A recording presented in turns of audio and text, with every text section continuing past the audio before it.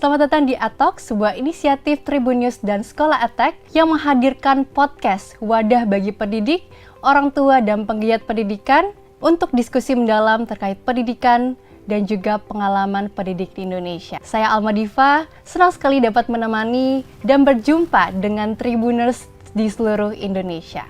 Tribuners, di episode perdana ini senang sekali di mana kita menghadirkan narasumber yang inspiratif sekali, yaitu beliau adalah co-partner dari Sekolah Attack, yaitu seorang trainer soft skill dan mantan Vice President of Corporate Communication di dua perusahaan telekomunikasi yang mungkin sudah tidak kita asing ya, yaitu Indosat dan XL Axiata. Siapakah itu? Yuk langsung aja kita ngobrol dan berbincang bersama dengan Ibu Turina Faruk. Selamat siang semuanya Tribuners. Selamat datang Ibu Turina. Mungkin karena sebiasa manggil Miss Rina, lebih enak manggil Miss Rina kali ya.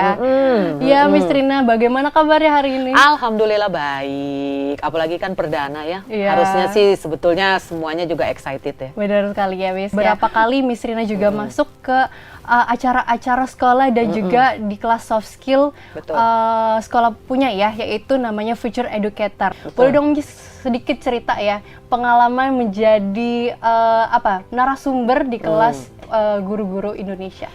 Ya mungkin waktu itu kan saya dapat jatah sekitar 2 jam ya untuk seluruh penjelasan termasuk juga tanya jawab. Betul. Dan yang diikuti hampir 1.000 kali ya guru seluruh Indonesia. Nah, karena antusias, akhirnya nggak 2 jam, tapi 3 jam, hampir 3 jam.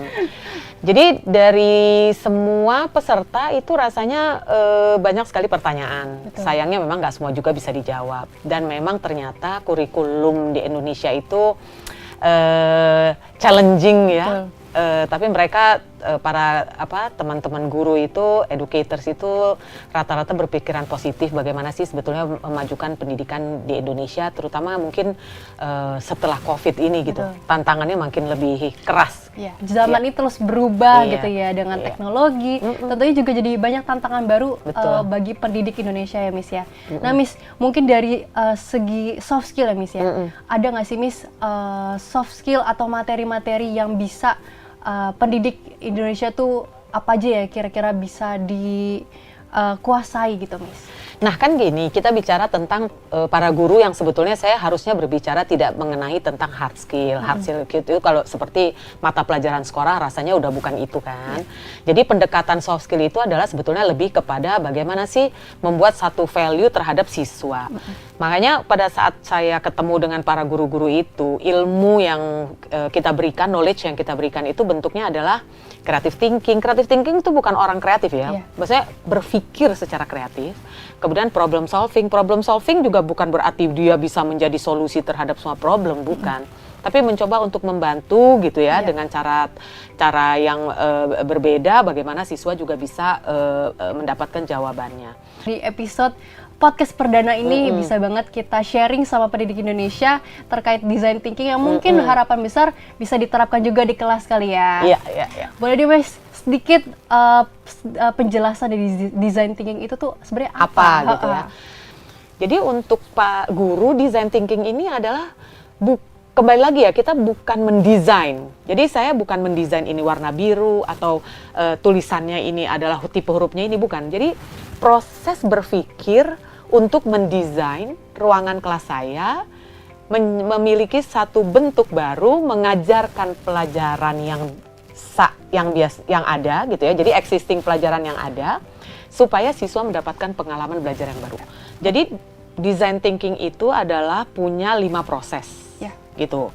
Pertama adalah ini guru harus betul-betul memahami bahwa dia dalam proses discovery. Jadi di dalam kelas ini karakter siswa kan macam-macam, ya kan?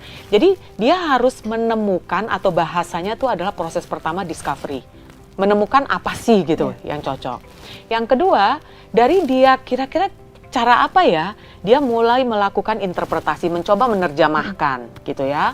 Dan yang ketiga itu adalah sebetulnya dia mengumpulkan ide apa nih gitu, supaya anak-anak siswa ini juga tertarik untuk ikut mendengarkan atau ikut dalam permainan gitu ya. Dan yang keempat mulai nih eksperimen. Eksperimen itu bisa salah, bisa gagal, bisa benar. Nah, itu adalah namanya evolution. Jadi keberhasilan atau kegagalan membuat guru itu harus memahami bahwa boleh loh gagal, gitu. Tapi dari gagal itu kan ada pembelajaran. Jadi apakah materi eksperimen tadi di scrap, artinya dibuang, atau dilakukan pembenahan modifikasi sehingga siswa itu menjadi lebih tertarik.